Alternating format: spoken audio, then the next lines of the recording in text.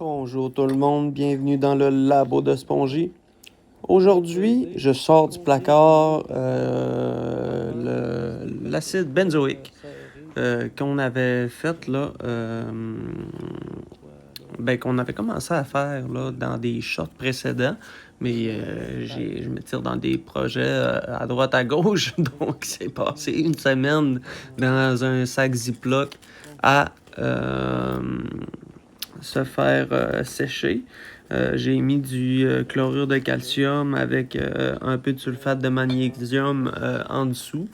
Et j'ai mis le plat là, par-dessus pour essayer d'enlever le plus d'humidité possible. J'ai fait 2 batchs de ça, changé dans le fond là, les Ziplocs 2 fois. Et en même temps là, en profiter pour bouger un peu la poudre. Mais vu qu'il y a beaucoup de poudre pour la grosseur du Pyrex, comme on voit sur la vidéo, il y a toujours une petite partie là, qui reste mouillée. Donc, c'est sûr que ça influe notre poids. Donc, on a là 281 grammes, 282 grammes, je crois, ou dans ces eaux-là.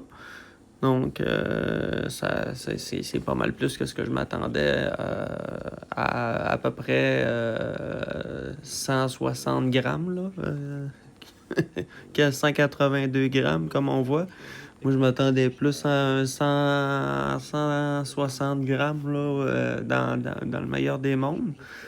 Et je pense pas que c'est possible. Donc, on a sûrement là un petit peu d'impureté. Puis aussi de l'humidité, très certainement.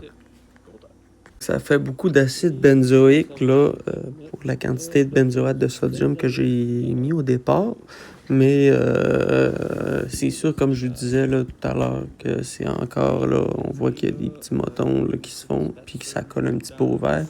Il y a encore un peu d'humidité et peut-être un peu d'impureté dans le pire des cas. Mais vu que l'acide benzoïque est pas soluble dans l'eau, ça va être super facile de les enlever parce que les impuretés, eux, le sont.